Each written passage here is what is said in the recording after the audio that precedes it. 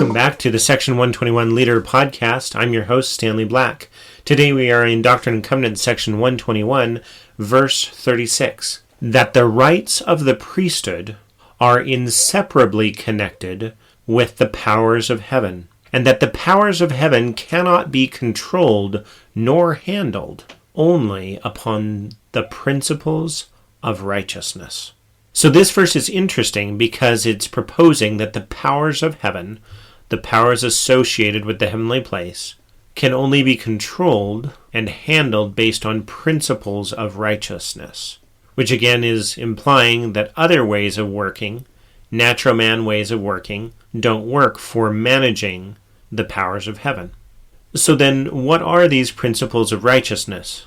Well, there's a footnote to Doctrine and Covenants, section 107, verse 30, that says the decisions of these quorums, or either of them, are to be made in all righteousness, in holiness, in lowliness of heart, meekness and long-suffering, and in faith, and virtue, and knowledge, temperance, patience, godliness, brotherly kindness, and charity.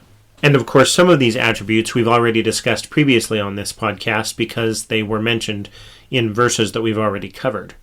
And of course, if you're looking at your leadership from an efficiency standpoint, this verse is rather troubling because it doesn't sound efficient at all.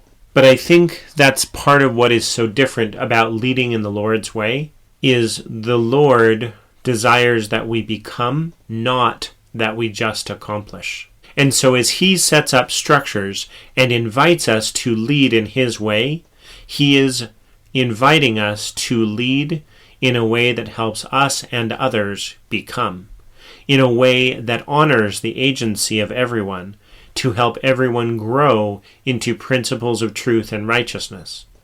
And the promises at the end of this chapter apply if we are willing to govern and lead in this manner.